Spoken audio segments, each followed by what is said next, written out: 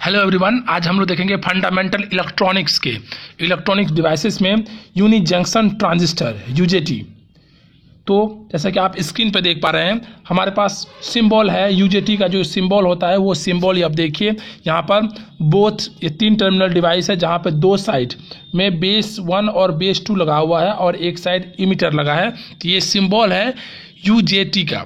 साथ ही साथ इसके जो कंस्ट्रक्शन है वो कुछ इस तरह के कंस्ट्रक्शन होते हैं, जहां पर पी और एन टाइप के सेमीकंडक्टर से मिलकर ये यूनी जंक्शन ट्रांजिस्टर बना होता है, जहां पर पी जो है हाईली डोप्ड होता है, जबकि N layer N semiconductor N type के सेमीकंडक्टर वो कंपैरेटिवली लाइटली डोप्ड होते हैं। इसके इक्विवेलेंट सर्किट की बात करें तो आप इसे इक्विवेलेंट सर्किट यहाँ भी देख सकते हैं। ये इक्विवेलेंट सर्किट है जहाँ पर जो इमीटर साइड है और जो एक डायोड की तरह काम करता है, साथ ही साथ जो इसके एन टाइप है वहाँ पर 2 रेसिस्टेंस देखने को मिलता है, बेस 2 साइड में और बेस 1 साइड में। तो दोनों बेस के साइड में हमें रेजिस्टेंस देखने को मिलता है, जिसका नाम RB1 और RB2 रखा गया है। तो चलिए जानते हैं इसके वर्किंग प्रिंसिपल को, किस तरह से यूजेटी काम करता है। What is unijunction transistor? UJT. UJT stands for the unijunction transistor. It is 3-terminal semiconductor switching device. यह एक switching device है जो semiconductor से बना हुआ है और जिसमें 3 टर्मिनल होते हैं। Unijunction transistor is a simple device consist of a bar of N-type silicon material with non-rectifying contact at either end. इसके जो 2 एंड होते हैं, जहां पर बेस 1 और बेस 2 लगे होते हैं, और ये एन टाइप के सेमीकंडक्टर से बना होता है, जबकि एक दूसरा साइड होता है with a rectifying contact emitter, और हमारा दूसरे साइड में इमीटर लगा होता है allow into the bar part way along its length to form the only junction. जहाँ पर इमीटर को जो लगाया जाता है वहाँ एक जंक्शन क्रिएट होता है, जिसके कारण इसे यूनी जंक्शन कहते हैं। साथ ही साथ यूनी जंक्शन ट्रांजिस्टर को हम लोग डबल बेस डायोड के भी नाम से जानते हैं, क्योंकि यूजेटी में 2 बेस होते हैं, जो अभी हम लोग डायग्राम में देखेंगे। जो इसके यूनिक फीचर्स जो है, इसके यूनिक प्रॉपर्टी जो है वो है स्विचिंग कैरेक्टरिस्टिक। स्विचिंग कैरेक्टरिस्टिक के कारण ही यूजेटी जो है वो बीजेटी और एपीटी से अलग होता है, जहां पर हम यूजेटी को एज अ स्विच के रूप में काम में लाते हैं। और यहाँ पर यूजेटी का एक जो इम्पोर्टेंट प्रॉपर्टी है, it exhibits a negative resistance. ये नेगेटिव रेसिस्टेंस भी शो करता है, which employs it as a relaxation oscillator. और ये रिलैक्सेशन ऑसिलेटर पे भी काम करता है, जहाँ पर यूजेटी के पास एक वेरिएबल रेसिस्टेंस होता है, जो अभी हम लोग देखेंगे। तो चलिए देखते हैं इसके सबसे पहले कंस्ट्रक्शन लेवल को। यदि मैं देखूं तो यहाँ पे देख सकते हैं आप, कंस्ट्रक्शन लेवल में हमारे पास एक इमीटर साइड होता है जो पी टाइप सेमीकंडक्टर से बना होता है, और इसके जो 2 साइड होते हैं, 2 एंड होते हैं, बेस 1 और बेस 2। इन्हीं 2 बेस के कारण इसे डबल बेस ट्रांजिस्टर कहा जाता है। और यहाँ पे जो एन टाइप के सेमीकंडक्टर है वो लाइटली डोप्ड होता है compare to P type semiconductor. इसको सिंबल भी आप देख सकते हैं, ये इसका सिंबल है। यदि इसके इक्विवेलेंट सर्किट की बात करें तो इक्विवेलेंट सर्किट आप यहाँ इजीली देख सकते हैं कि जब एक यूजेटी को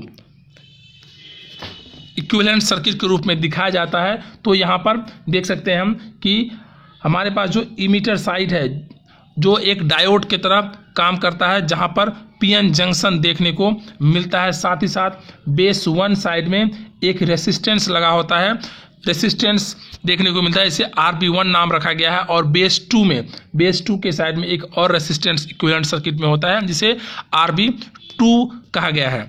और यहाँ RB1 जो हमारा बेस 1 साइड के जो रेसिस्टेंस है वो वेरिएबल रेसिस्टेंस होते हैं, और कंपैरेटिवली इसका वैल्यू जो है RB2 से ज़्यादा होता है। और इन दोनों के बीच का वोल्टेज, बेस 1 और बेस 2 के बीच के वोल्टेज को जो नाम रखा गया है वो नाम दिया गया है VBB। तो अब यहाँ पर किस तरह से चैनल क्रिएट होते हैं और किस तरह से करंट का फ्लो होता है वो हम लोग देखेंगे।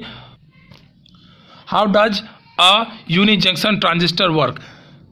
एक यूजेटी किस तरह से काम करता है, जहाँ पर इसके पास दो बेस होते हैं B1 और B2, जैसा कि आप इस इक्विवेलेंट सर्किट में देख सकते हैं। और बेस 1 के पास एक वेरिएबल रेसिस्टेंस है और बेस 2 के पास एक रेसिस्टेंस का नाम RB2 है, और ये दोनों रेसिस्टेंस सीरीज में कनेक्ट होते हैं। D represent the PN junction, जहां पर जो ये D है डायोड है, एक PN जंक्शन को शो करता है। The emitter PN junction is fix along with the ohmic channel during its manufacturing process. तो मैन्युफैक्चरिंग प्रोसेस के दौरान जो हमारा इमीटर के PN जंक्शन है उसे फिक्स रखा जाता है along with ohmic channel. Voltage divider rule की मदद से अब हम कैलकुलेट करेंगे RB1 के वैल्यू। RB1 वैल्यू के अलॉन्ग जो वोल्टेज ड्रॉप होगा वो वोल्टेज ड्रॉप इस रेसिस्टेंस एक वेरिएबल रेसिस्टेंस के बीच में एक वोल्टेज ड्रॉप जो होगा वो वोल्टेज ड्रॉप कैलकुलेट करने के लिए हम वोल्टेज डिवाइडिंग रूल का हेल्प लेंगे, जहां पर वोल्टेज डिवाइडिंग रूल ये कहता है कि जो हमारा मेन सप्लाई होता है उस सप्लाई को यदि उस रेसिस्टेंस से मल्टीप्लाई कर दिया जाए और दोनों रेसिस्टेंस से डिवाइड कर दिया जाए तो यहाँ से dividing rule voltage dividing rule की मदद से हम वोल्टेज ड्रॉप कैलकुलेट कर सकते हैं बेस 1 के रेसिस्टेंस का। जैसा कि आप यहाँ फॉर्मूला से देख सकते हैं, जो फॉर्मूला है जो वोल्टेज ड्रॉप RB1 के अलॉन्ग कैलकुलेट करना है तो RB1 के रेसिस्टेंस और मेन सप्लाई जो हमारा वोल्टेज VBB है इसको मल्टीप्लाई करेंगे बाय RB1 और RB2 के एडिशन से इसे डिवाइड करने पर ये जो वोल्टेज मिलता है, ये जो वोल्टेज होता है, ये वोल्टेज हमारे RB1 के अक्रॉस वोल्टेज कैलकुलेट हम कर सकते हैं। यहाँ एक इम्पोर्टेंट पैरामीटर्स हैं, वो है हमारे यूनि जंक्शन ट्रांजिस्टर के इंट्रिंसिक स्टैंड ऑफ रेशियो। ये क्या होता है, जो हमारा ये रेशियो होता है RB1 प्लस RB2, जिसे ईटा से डिनोट करते हैं, इसे कहते हैं इंट्रिंसिक स्टैंड ऑफ रेशियो, जो एक इम्पोर्टेंट पैरामीटर है यूनि जंक्शन ट्रांजिस्टर का। यदि तो यहाँ पर ओवरऑल यदि देखा जाए तो voltage drop across B1 resistor, इसे हम लिख सकते हैं ईटा इंटू VBB, इसे इस तरह से लिखा जा सकता है। और यहाँ ईटा जो है इंट्रिंसिक स्टैंड ऑफ रेशियो है।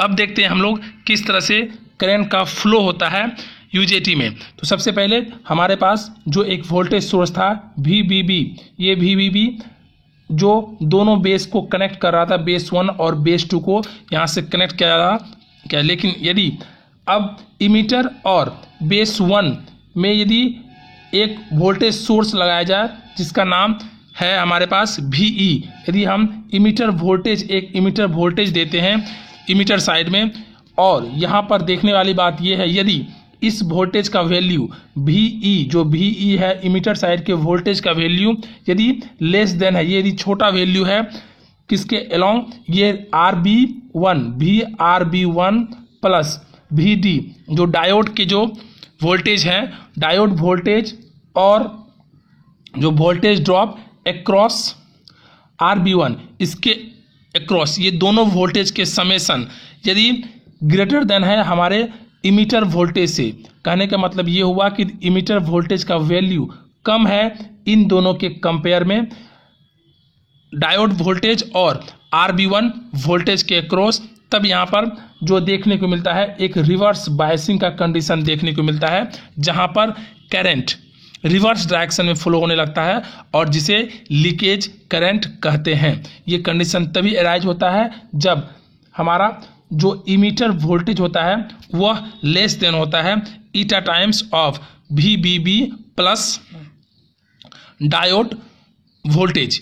इन दोनों वोल्टेज के समेशन से यदि लेस देन हमारा वोल्टेज होता है VE का, तो यहाँ पर एक रिवर्स बायसिंग का कंडीशन होता है जहाँ लीकेज करंट देखने को मिलता है। इसलिए यहाँ पर कहा गया है, एक नोट में आप नोट कर सकते हैं कि small leakage current flow from B2 to emitter due to the minority carrier, और यहाँ इसे माइनॉरिटी कैरियर के कारण यहाँ स्मॉल अमाउंट के करंट देखने को मिलता है, जिसे रिवर्स करंट कहते हैं। एक रिवर्स करंट देखने को मिलता है। यदि अब वोल्टेज को इंक्रीज किया जाए और वोल्टेज को इंक्रीज करने के बाद यदि VE के वैल्यू ऑलमोस्ट इक्वल होता है eta times VBB plus VD के इक्वल होते हैं, तो यहाँ पर किसी भी तरह का कोई करंट नहीं होगा, क्योंकि हमारा जो ये UJT है जहाँ पर इसके बोथ टर्मिनल पर जो वोल्टेज होंगे वो इक्वल हो जाएंगे और यहाँ से किसी भी तरह का कोई भी करंट देखने को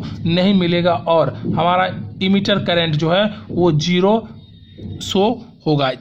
फर्दर यदि वोल्टेज को इंक्रीज किया जाता है एक सर्टन पीक वैल्यू पर, पीक वोल्टेज जिसे कहते हैं, पीक यदि वोल्टेज को इंक्रीज किया जाता है तो करंट में इंक्रीमेंट देखने को मिलता है और वहाँ फॉरवर्ड बायसिंग का कंडीशन आता है जब हमारा इमीटर वोल्टेज उसका वैल्यू ग्रेटर देन हो जाता है, उसके वैल्यू ज़्यादा हो जाते हैं ईटा टाइम्स VBB प्लस जो हमारा डायोड वोल्टेज है। ये डायोड वोल्टेज साथ ही साथ हमारा जो RB1 रेसिस्टेंस के अक्रॉस जो वोल्टेज था ईटा VBB, तो इन दोनों के बीच जो वोल्टेज का समेशन होता है यदि वो लेस देन होता है हमारे इमीटर वोल्टेज के, यदि इमीटर वोल्टेज का वैल्यू और इंक्रीज किया जाए तो ये वैल्यू इंक्रीज होता है और यहाँ पर फॉरवर्ड बायसिंग का कंडीशन आता है और करंट में इंक्रीमेंट देखने को मिलता है। तो ये सारा चीज़ हम लोग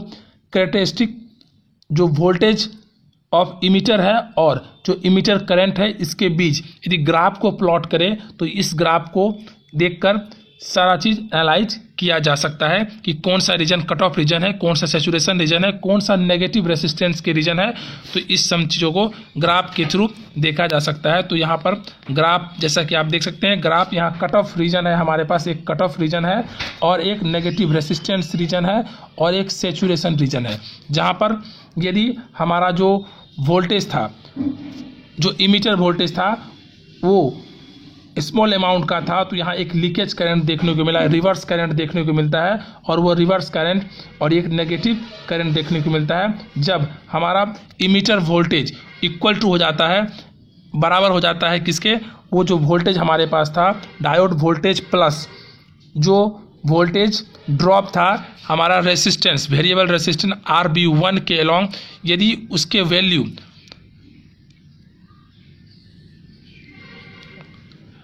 इमीटर वोल्टेज के इक्वल होता है तो यहाँ किसी भी तरह के करंट देखने को नहीं मिलता है। फर्दर वोल्टेज में इंक्रीमेंट होने पर करंट एक मैक्सिमम पॉइंट पीक वैल्यू तक ज़्यादा, इसे पीक पॉइंट कहते हैं और इस पीक पॉइंट पर जो वोल्टेज होता है उस वोल्टेज को बोलते हैं पीक वोल्टेज और उस पीक वोल्टेज पे जो करंट मिलता है उसे बोलते हैं IP पीक करंट। उसके बाद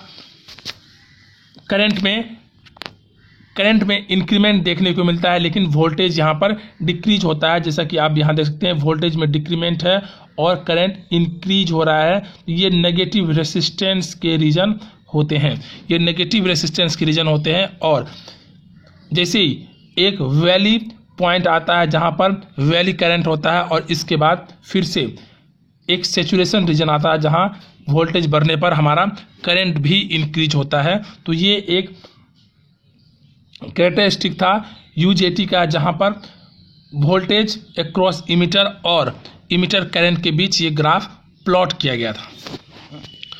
application of UJT uni junction transistor, तो इसकी जो एप्लीकेशन है वो देख सकते हैं आप, इसे स्विचिंग डिवाइस में यूज किया जाता है, triggering device for trade and SCR में यूज किया जाता है, टाइमिंग सर्किट में इसे यूज किया जाता है और phase controller in short tooth generator, साथ ही साथ इन सिंपल रिलैक्सेशन ऑसिलेटर में भी इसे यूज किया जाता है। ये इसके एप्लीकेशंस थे UJT के।